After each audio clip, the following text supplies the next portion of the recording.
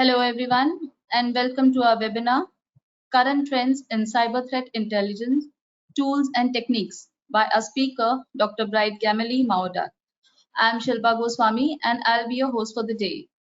Before we get started, we would like to go over a few house rules. For our attendees, the session will be in listen-only mode and will last for an hour, out of which last 15 minutes will be dedicated to Q&A. If you have any questions during the webinar to our organizers or our speaker, use the Q&A window. Also, if you face any audio-video challenges, please check your internet connections or you may log out and log in again. An important announcement for our audience. We have initiated CPE credit certificates for our participants, and to qualify for one, attendees are required to attend the entire webinar and then send an email to cybertalks@ecouncil.org, after which our team will issue the CPE certificate. Also, we would like to announce to our audiences about the special handouts. Take the screenshot of the running webinar and post in your social media, LinkedIn or Twitter, tagging EC Council and hashtag CyberTalks. We will share free handouts to first 10 audiences. As a commitment to closing the cybersecurity workforce gap by creating multi-domain cyber technicians, EC Council pledges $3.5 million towards CCT education and certification scholarships to certify approximately 10,000 cyber professionals ready to contribute to the industry. Did you know that you can be part of the lucrative cybersecurity industry? Even top companies like Google, Microsoft, Amazon, IBM, Facebook, and Dell all hire cybersecurity professionals. The cybersecurity industry has a 0% unemployment rate. The average salary for an entry-level cybersecurity job is about $100,000 per year in the United States. Furthermore, you don't need to know coding and learn from your home, and you get a scholarship to kickstart your career. Apply now.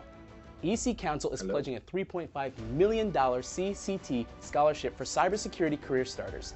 Scan the QR code on the screen to apply for the scholarship. Fill out the form.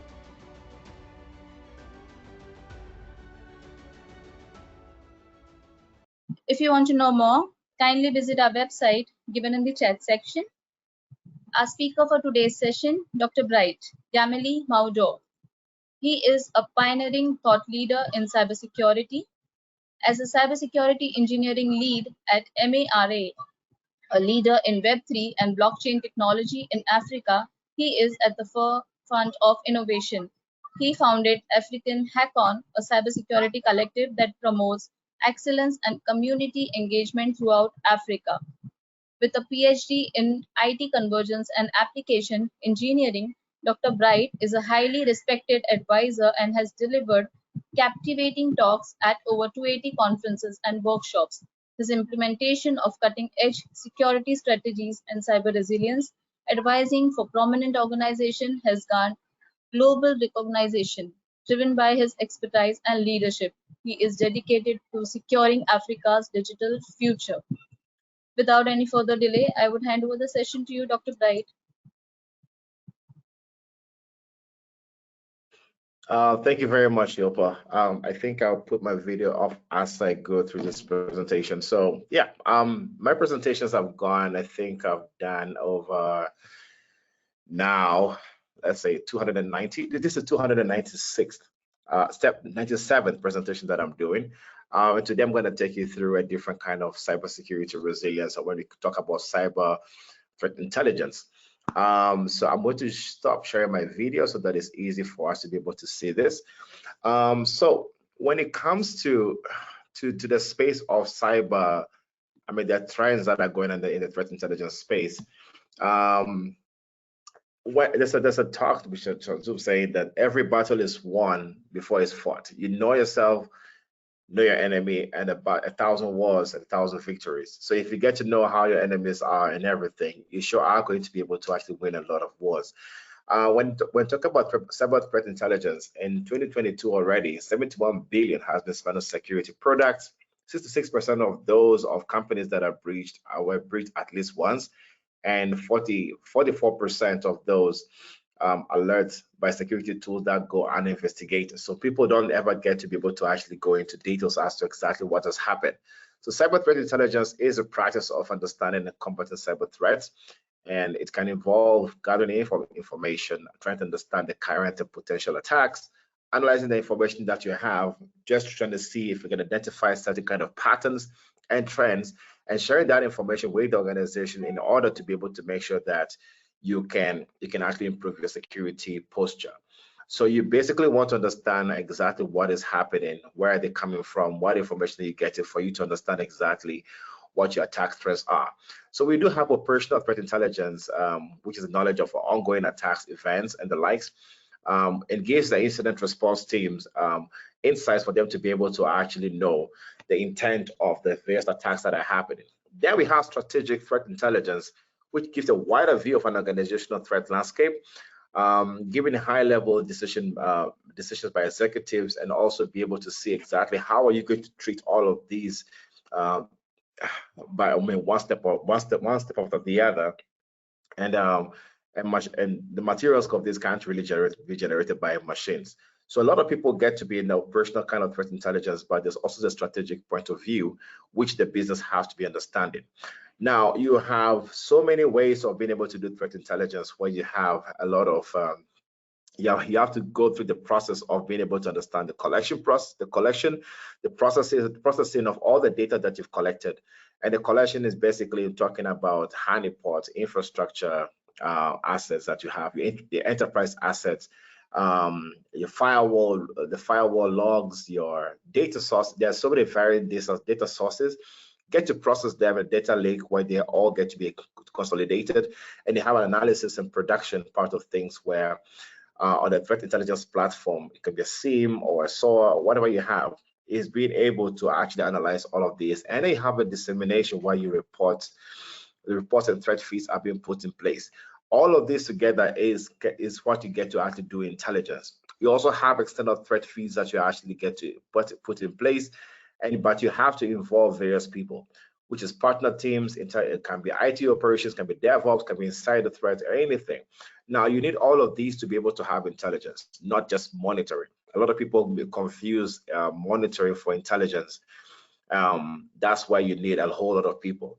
Now, you have raw data that comes from various sources. It can be network, infrastructure, OT and IoT, IAM, your endpoint and mobile information of other data. You have your SIEM, you have your XDR, you have your SIEM that goes to help you to do threat hunting, has to do with information platform automation.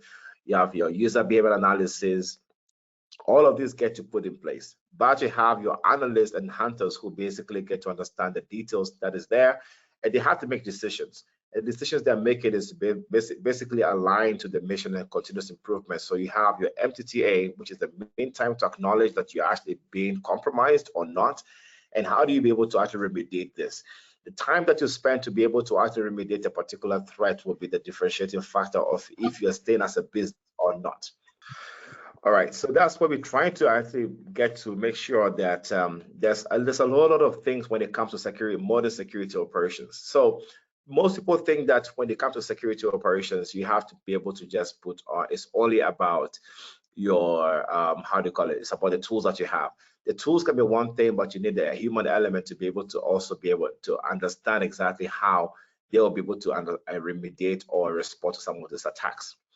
So when you look at security operations model, you are looking at different kind of tiers of security models, where there's a tier 1, which is rapid remediation or escalation. You have tier 2, where you have analysis and remediation. Tier 3, where it's proactive threat hunting, forensic and detection tuning. I'll give a typical example. You have a company, which is, let's say, a bank, and one of the computers get to be infected by a malware. Now, that infection that has gone there might take some time for you to understand exactly which other machines have been infected, how exactly has this malware gone into the network, has it exfiltrated data, or has it infiltrated more data into the network? How do you be able to actually even get to explain to management exactly what has happened? So there are various things you can use there. So when it comes to security operations, you're looking at the SIEMs, your XDR, your EDR tools that are out there, looking at threat reports. And those threat reports can actually be ingested into one kind of a platform like OpenCTI and the likes for you to be able to have a clear view of exactly what is happening. So then they take it to triage part of things. You want to do rapid remediation. You want to be able to understand exactly what has happened, what is the easiest way for you to be able to solve this, and then they take you to the next part of things where you want to analyze and do remediation. A lot of things you need to, there's, for such incidents that happen, it could be for yourself or it could be for your client or somebody else that you're working with. And you need to have the incident management process of being able to make sure the right stakeholders have been involved in this entire process to understand exactly where they need to come in when they're trying to actually make decisions on the various incidents that has happened. A lot of things that we've seen in the market is crypto miners have gone high. A lot of machines are getting compromised. It's quite easy to be able to actually compromise them as well. It's not that hard. And there's a high rise of crypto miners. So threat actors are changing, nation state actors are happening. As we saw right now, we've seen a lot of countries that are fighting each other, and you can see a lot of threat actors are springing up to be able to actually take over other people's network and system and applications and APIs. So these are just some of the statistics of how much gets to be lost when it comes to ransomware, how the average downtime that is happening, and also what exactly happens when ransomware and the likes get to actually attack a lot of organizations.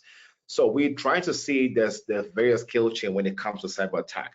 A cyber criminal would like to do reconnaissance about your network, your systems, organization, understand exactly how you function. We'll be able to actually weaponize the right details of exactly what is going to send to you and find a way to deliver. Delivery could be via email, could be via USB, could be via website. I saw one recently where people have been compromised via Twitter. So you put a tweet and then you put a link as a news channel to be able to actually put like a news feed or something like that in the tweet thread. And when people open it, they basically get their phone infected. Then you go to exploitation of the system or the target that you want, and you can install further tools to be able to actually exploit them further in a post-exploitation manner. Then you go to command and control, which is manipulating the victim. You can activate cameras, activate the mouse, you can exfiltrate data or plant more data. And of course, you have action and objectives, which is exactly what do you want to achieve from all of these attacks. These days, you're not facing a typical ecosystem of hackers. I mean, just a cyber criminal who gets to create malwares and the likes. You're facing an ecosystem of cyber criminals where they know exactly how your infrastructure works. They know they can use ChatGPT to create the right emails for you. They know how to cash out. They know how to collect information. And this is spread out to various people to be able to understand exactly how they're going to work together to be able to compromise you. So you're not facing just malware creators or botnets that have been created by people, but you're facing a whole lot of ecosystem of people to get this done. In threat intelligence, or when you're looking at cyber threat intelligence, you're looking at various what we call an indicator of compromise, IOC for short. A very common one is unusual outbound and inbound traffic. A lot of us see our systems or our threat feeds of what is coming in, but we're forgetting we need to see what is going out. There's brute force attempt,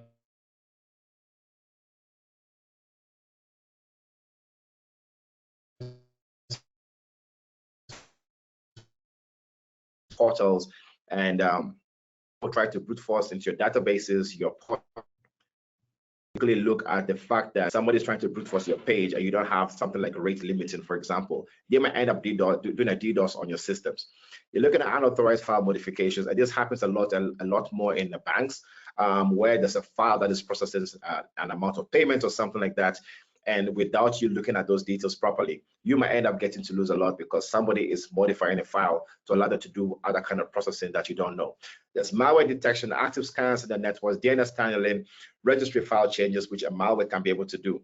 You need to be able to pay attention to all of those details to make sure that you are able to get the right details. So IOCs are different. And when it comes to be able to apply those IOCs, the different levels of maturity that you find in organizations. Most organizations will be in level 1 where they're not completely unaware. Others will see in the level 2 and level 3 where they have a little bit of maturity to understand exactly how the organization's platforms works. and how to become a proactively address IT issues or security issues. They have a team, they have a SIEM, they have a SOAR, they have a firewall somewhere, they have some processes or some tools they can use to be able to actually get things going. However, you might get some people who are in the level 5 stage or level 4 and level 5 where they're able to automate some of these processes.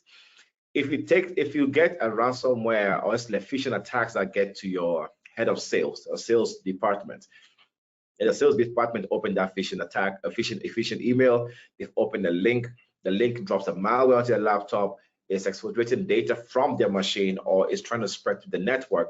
By the time you detect that and call the necessary people, that's going to take a very long time. This is where a SOAR comes in. I'll go into SOAR to show you how it works. So you need a SOAR, which is security, orchestration, automation, and response, to be able to automate these processes that you don't have to call the head of IT or system admin or network engineer to block a particular firewall or an unusual outbound traffic, which you want to block that access, or you have a malware that is going to take that particular detail you have and stop that from happening. You have to be able to automate. This is where AI is getting to. And when you look at the most important part of this is that you want to be able to get automated data collection, process them.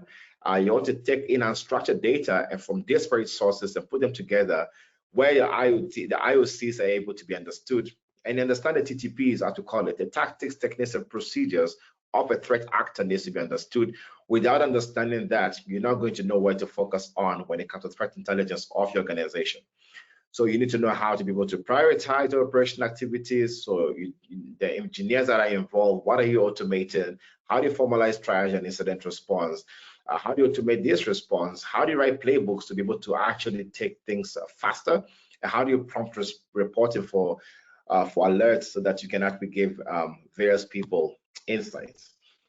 So this is just a basic description or an outlook of exactly how threat intelligence get to be about, with various sources, where you want to get all the information, and how do you be able to actually process them. This is actually a typical SIEM some time back, which I installed on a client side. And as you can see, somebody tried to do a brute force. High severity has been detected on a firewall. Somebody tried to do a brute force their login attempt 2 times, might not be anything significant. But if you look at this one here, somebody failed 17,775 times between a short period of time where they had multiple login failure on the database. You could say that could be an error on the database as an application trying to log in, but there has to be rules that have to be rated to be able to stop that happening. Or this could be somebody who is basically using a proxy tool or any kind of a tool to try to brute force that database to be able to get access. So this is just a typical bare minimum platform to show you. And then we're moving to what we call a SOAR, as I mentioned earlier. Everybody usually have a SIEM. Most of the SIEMs you have will give you information. We'll be able to do, by the time you investigate the details of a SIEM and all the other elements, it might take almost half an hour to be able to complete that. A SOAR will be able to actually do that in about 4 seconds. So we need to understand the difference between a SIEM and a SOAR. Some people think a SOAR is a SIEM. No, a SOAR will be able to actually communicate with all other devices and all other solutions you have, and be able to take action on your behalf in a faster manner.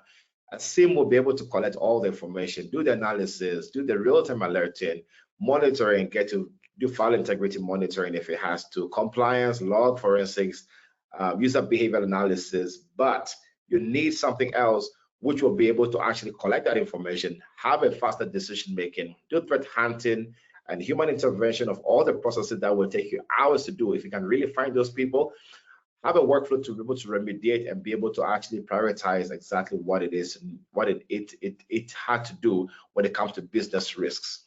So I wanted to show you a sample of a SOAR. If you can see my screen, can you see? If maybe somebody can confirm to me if you can see the 826 on the screen.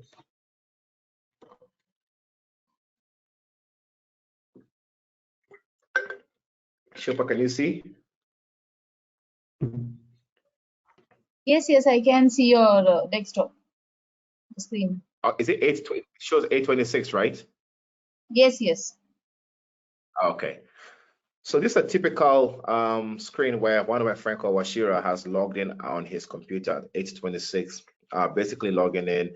And when he logs in, it's an old video, so trust me, all the IP addresses you're seeing here are dead. And when you try to check his IP address, you can see that his IP address starts with 197.254. That's his normal typical day IP address that what he was using to log in into work. However, in 2 minutes, somebody compromised his account, compromised his password, and changed this, or they're trying to log in from a different location with a VPN or some sort of another login details or a different internet service provider, which is not anywhere close to where he was.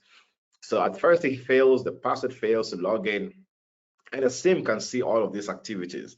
And when he tried to check, if you check the IP address in this time, at this time, you can see it has changed to something which has to do with what? 63.141. That's a completely different geographical location. Now we call this the operation, how do you call it? An impossible traveler. Bright cannot be here today, and tomorrow he's trying to log into a different location in such a very short time. That is why the SOAR, this was Demiso's SOAR, which was able to investigate all of these details to understand exactly what exactly was happening, why did this person log in from different locations. You see, yes, it has taken action, but sometimes you still have to write queries to be able to understand exactly what is going on for you to be able to know the next steps of action that was taken and how you'll be able to actually solve that.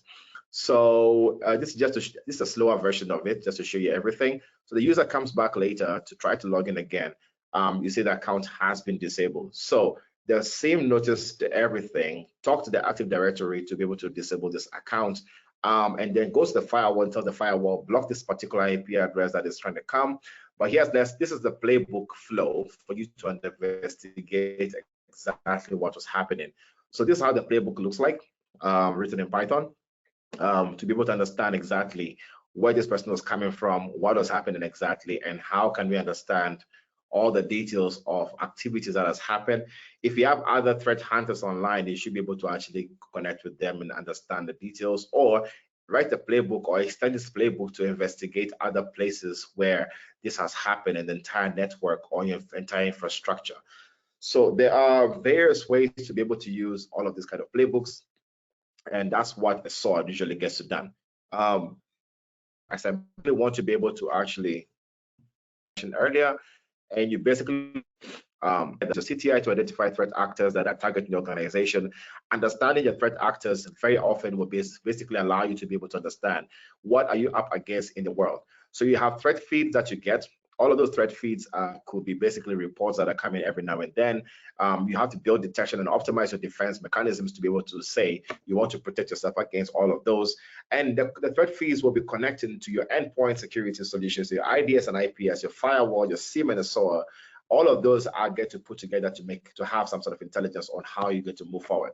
However, a midterm planning is basically getting to let your penetration testing get to be done, get to understand the various campaigns that are out there, the threat actors, the malwares and C2s, which is command and controls infrastructure that is there. People are building new ones.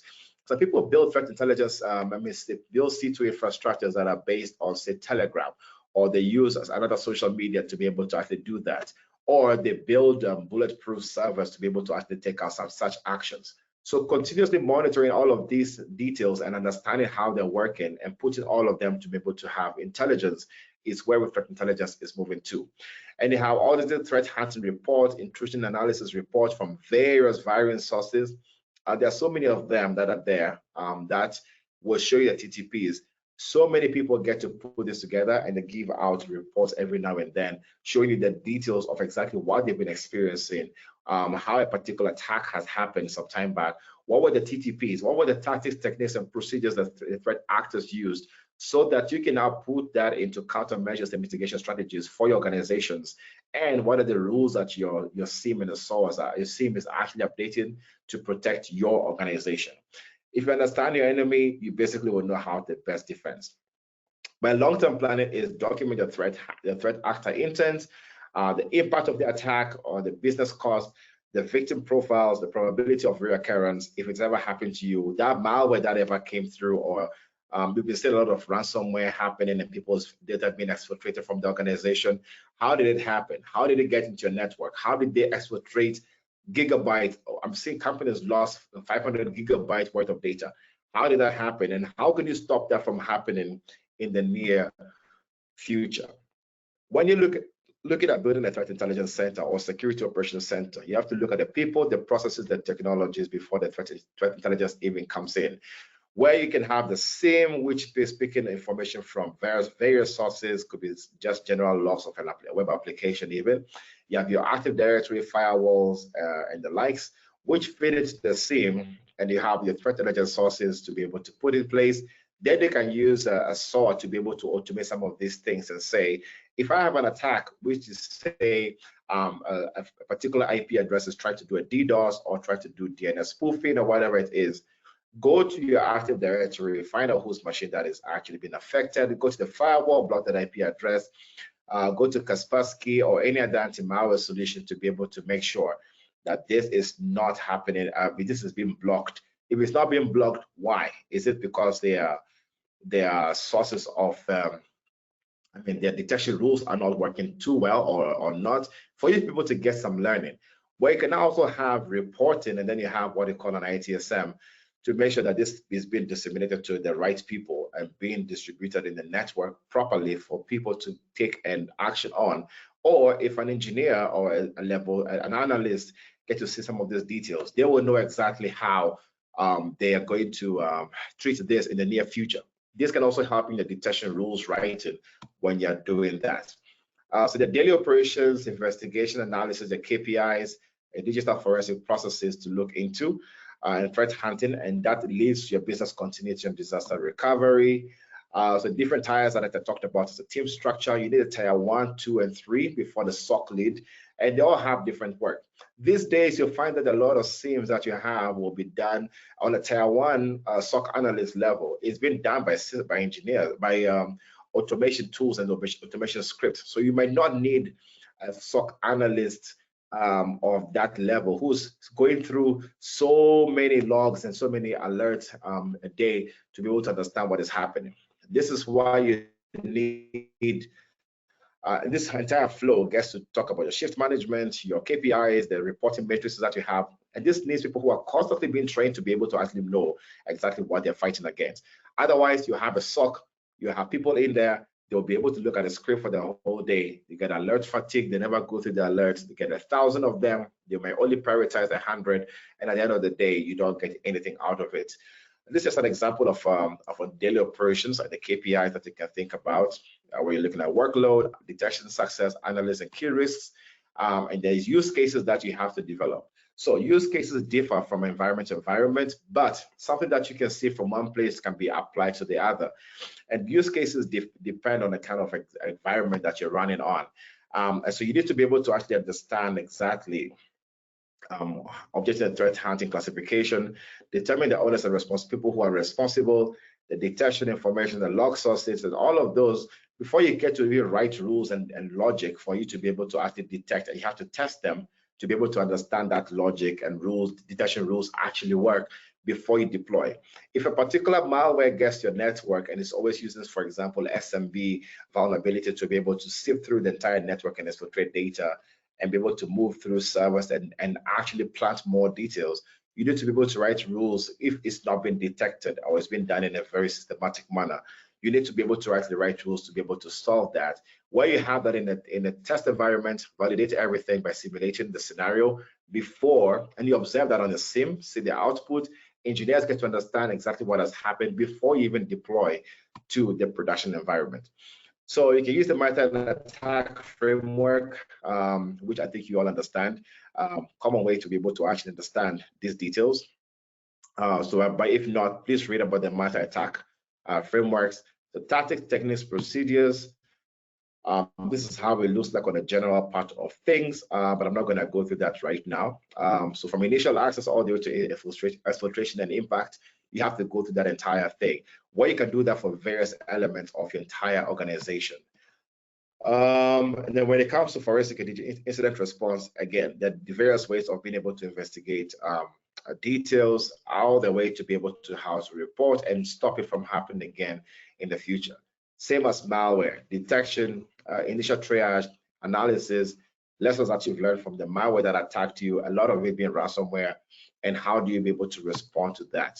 So threat hunting models get to follow the same processes. And I wanted to just to give you a high-level SIEM/SOAR use cases where you have multiple login failures, account has been locked out unexpectedly, brute force attempts on a host has been successful, Windows Server logon, you have privilege escalation that has happened, user location has changed, as I just showed you right now, multiple logon failures, concurrent failed log authentications that has failed.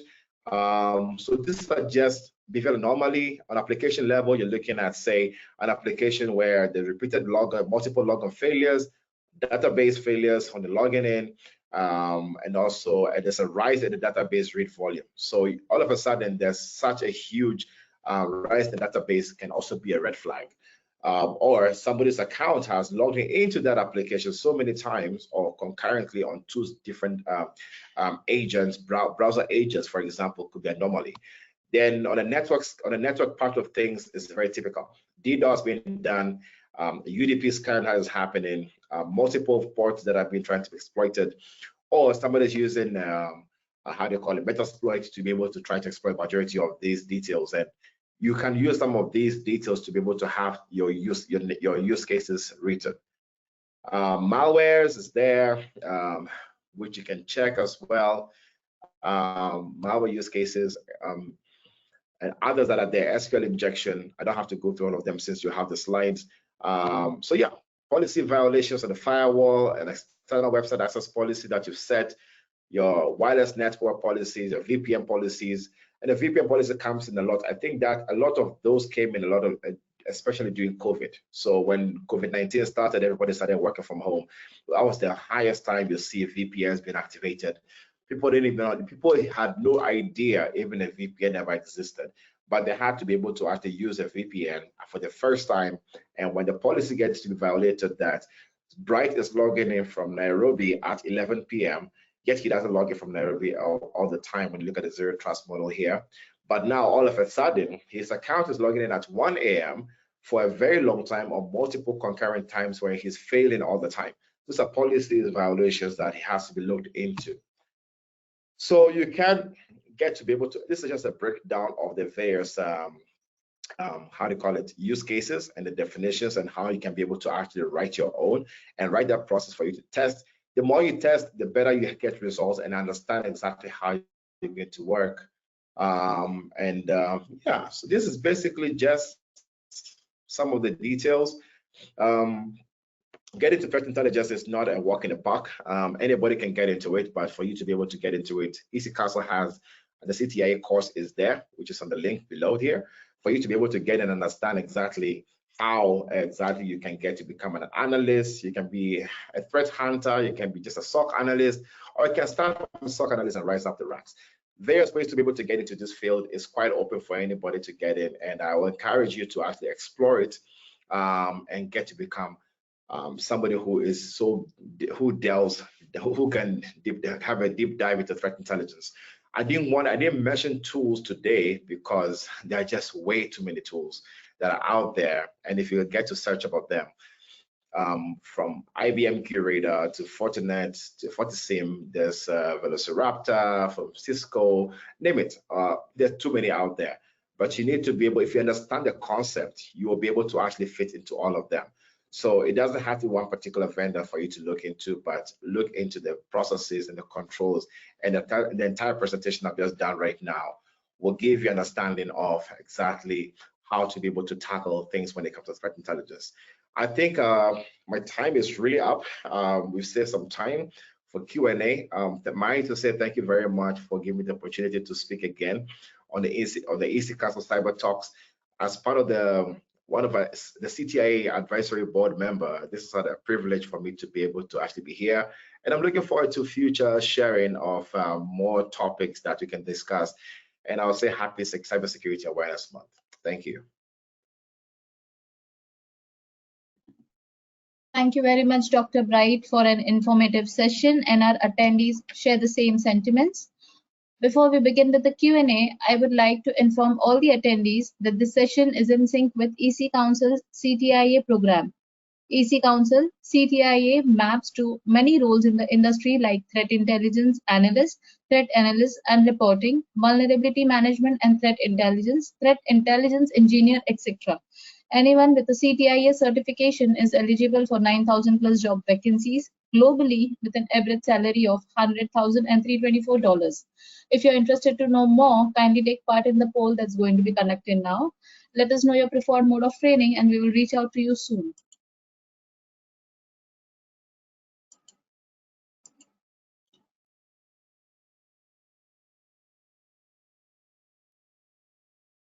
Dr. Bright, shall we start with the Q&A?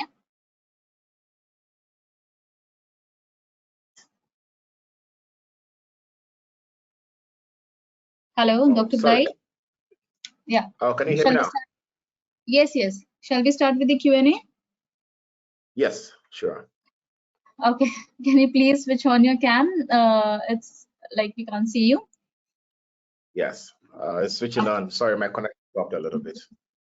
Yeah, no worries. Okay, so our first question is a question for the expert. I am managing a SOC and our enterprise also have a cyber threat intelligence service, but my question is how to create new behavioral rules for our monitoring tools based on new threats, new TTPs, etc. Do you have practical recommendation or processes to do it in the right way? That is actually my presentation. I wish that could be shared again, because you have to follow the processes of understanding exactly, first of all, what are you experiencing in the network or the systems every day? Are you prioritizing the detection details that are coming in? Are you following the might and attack framework to understand the various ways of attacks that are coming to you? If you're not going by the lessons you found from the various how do you call it, various lessons that you got from past experiences, that you can't write rules or understand other TTPs. Also, it's very good to plug into other threat feeds. So please plug into various threat feeds that you can find out there. There's so many free ones that are out there. If you just Google threat feeds, you'll find free threat feeds that are available. Plug into them, get to understand them, get to be able to collect them. And you can use something like OpenCTI. You can actually use OpenCTI to be able to actually plug into some of these details and understand exactly how to correlate them into one place. Yeah. Thank you for answering that question. Our next question is, can I use SOAP, SOAP, free? Could you repeat the difference between SOAP and SEIM? And what? His question is, can I use SOAP free? Could you repeat the difference between SOAP and SEIM? SIM. SOAP 3 or SOAR? Actually, it's written SOAP, so I'm assuming it's SOAP. Or maybe it would be SOAR, SOAR, yeah.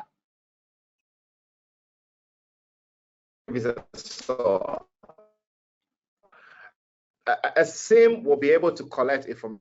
Yeah, I think information again on my slides. I wish I could share my slides. A SIEM will be able to 1 second. If you look at this, a SIEM will be able to pick all the information, log analysis, get to correlate all the log information, be able to actually get to do kind of integrity monitoring and all of those details. But the thing is, a SOAR will take all of that information, and you have to write playbooks. A SOAR does not work out of the box. There are people who write detection rules for this, but a SOAR will not work out of the box. You basically have to make sure that you can understand exactly what you want to achieve. For example, a phishing playbook is not the same as a network playbook. So a SOAR will be able to collect all of that information, make a decision as to what it's supposed to do with the information that it has got from the SIEM. Then it says, okay, can I understand exactly, for example, a phishing attack that has come as an email, as an attachment? It's a macro-enabled fileless malware, which the macro has, for example, the macro has an MSHTA file bit as embedded, and the MSHTA has called a command and control server to download an executable file or a PowerShell script. The PowerShell script gets to come to your machine and runs and calls an executable file that has been encrypted. All of that is a process, right? A human being will have to investigate all of that to see the IP addresses, where it came from, how it went to another command and control, where it fetched the file, where did it put the file to, did it make a registry change? All of that has to be done by a human being. A SOAR would investigate that really fast. A normal human being will have to understand all of that entire flow. That would take a lot of time. So the threat hunting part of things, the investigation, uploading that file to say VirusTotal to understand exactly if it's malicious or not, or what are the other IOCs you can get from it, then say, okay, now I need to take this to the person zero's machine, be able to actually eliminate that person's machine. So I need to make sure I talk to the NAC solution, say, NAC, disable this person's machine from the network. But before that, Active Directory, disable this account, lock all accounts on the entire cloud infrastructure, and kick this person's machine out of the network. And let's now see how to be able to remediate. So those are some of the processes. But the SIEM will just collect all that information and tell you, hey, I'm collecting the information, I'm putting them to one log source. Here they are. I believe you're being attacked according to the rules that I have. I believe that somebody's trying to do a heavy scan. I believe this is a malware that has infected your network. I believe this is happening, but what's the step you take from there, and how fast can you get that done is what a SOAR gets to do. Yeah. Thank you, Dr. Bright, for answering that question. Our next question is, how do you see the role of machine learning in threat hunting? Is it alone enough to cater the future challenges? No, I mean, like I said, for example, if you see how a SOAR works, a SOAR is when the inception of machine learning algorithms being built. But are they enough? No. So they can be able to actually investigate some of these things that are really good, but you'll need a lot more work to be done by the human element at a point in time.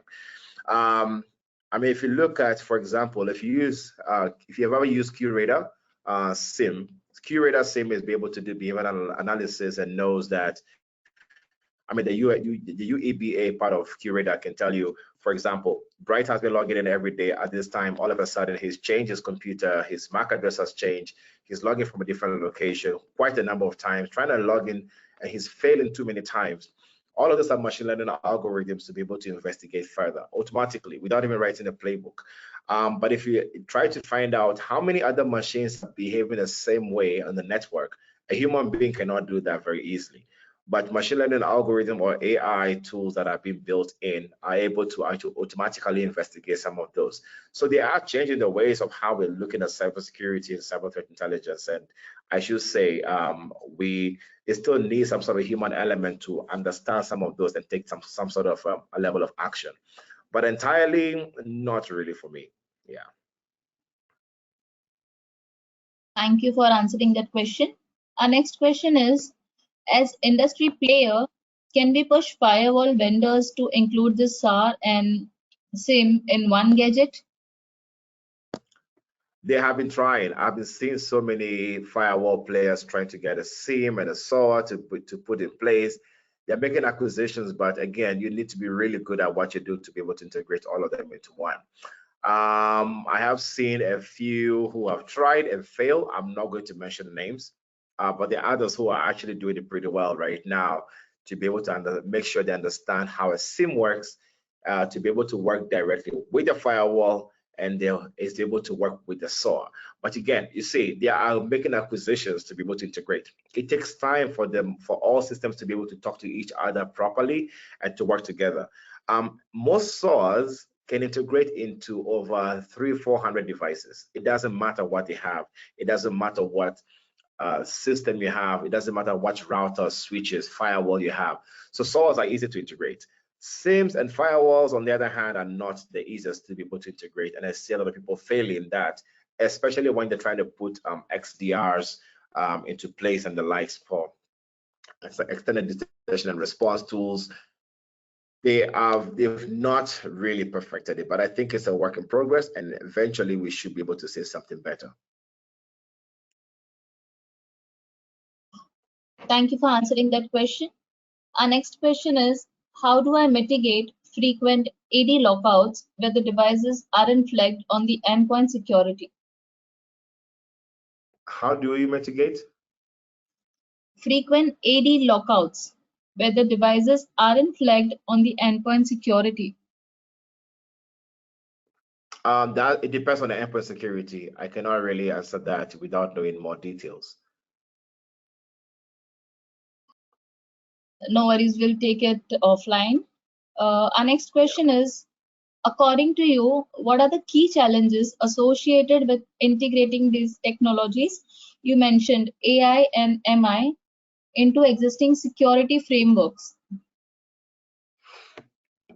Most people are integrating these systems by doing it blindly. They're not following procedures. They're not understanding exactly what the environment is looking like. They're not understanding exactly what they have to do to be able to make sure the system talk to each other.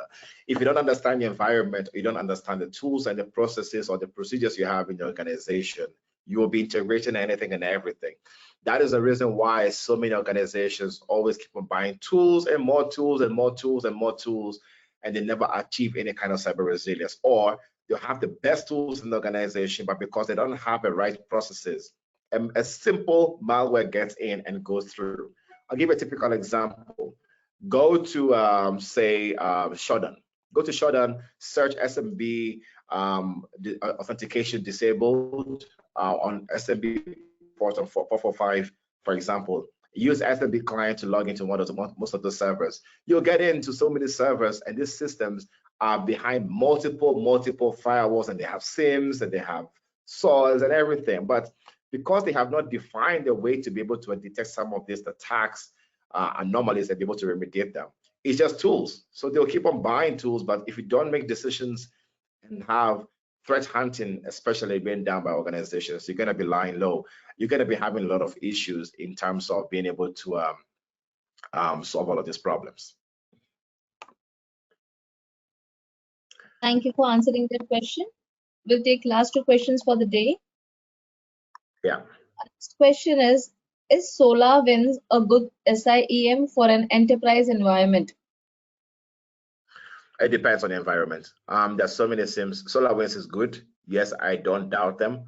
But again, it depends on the environment. You have to do a lot of scoping, understand exactly what you have in your environment before you buy a SIEM. So I tell people, don't just wake up and buy a SIEM just because everybody is buying SIEM. But SolarWinds is good. Thank you for answering that question. Our next question is, what are the current trending part of CIT to learn and focus today? What is the current? Trending part of CIT to learn and focus today. CID.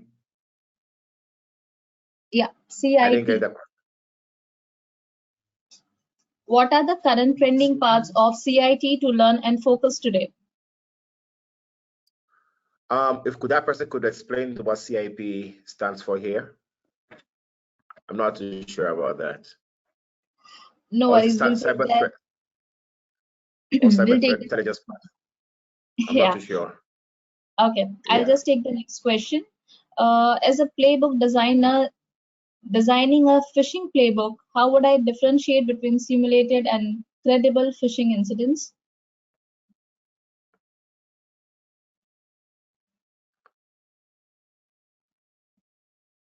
Sorry, could you repeat again? As a playbook designer, designing a phishing playbook, how would I differentiate between simulated and credible phishing incidents? It depends on the kind of, so it could be, if it's simulated, still, that should be blocked. I do a lot of phishing, how do you call it, playbooks that I simulate a lot, where I try to mimic the SPF and DMARC records. But again, that's what a typical person is going to do. So if it's simulated or real attack, it better be blocked. If you simulate and your SIEM or your SOAR is not be able to actually block that, or your team is not able to detect that, then in a real life scenario, that's going to happen. So be it a simulated scenario or a real-time scenario, make sure that that gets to be, how do you call it, still get to be blocked and a rule set to be able to apply. So a simulation is not going to differ too much from a real life scenario. I've done a lot of phishing campaigns, and when that phishing campaign works, it's mostly because either a domain have been spoofed, or a typical or their own domain that is what is spoofed by exploiting the DMARC and SPF record. Will a cyber criminal do that? Exactly, that's what they're going to do. So they're not going to change their operational technique when they actually want to execute the real life phishing campaign. Thank you for answering that question, and thank you again to our wonderful speaker. Sure. Thank you again Pardon? to our wonderful speaker, Dr. Bright, for answering those questions and for the great presentation knowledge shared to our global audiences. It was a pleasure to have you with us, and we are looking forward to more and more sessions with you. Before we conclude the webinar, would you like to give a small message to our audiences, please? Well, I will tell people to explore this space. I'm easily, you can actually find me very easily on Twitter. My Twitter handle is BrightZ. And if you go to LinkedIn, Bright Gameli, my name is on the screen. You can actually find me very easily. And looking forward to interacting and sharing knowledge as usual. And thank you very much for hosting me here. I don't take it for granted. Thank you. Thank you so much, Dr. Bright, for the message to our audiences. Before we end the session, I would like to announce our next Cyber Talk session, Ethical Hacking Career Pathways, Navigating Opportunities and Specializations, which is scheduled for October 16, 2023. This is an expert presentation by Carl Mattson, CISO at No Name Security. To register for this session, please do go visit our website www.ecouncil.org/cybersecurity-exchange/cybertalks. The link is given in the chat section. Hope to see you all on October 16. With this, we end the session. You may now disconnect your lines. Thank you. Thank you so much, Dr. Bright. Pleasure having you.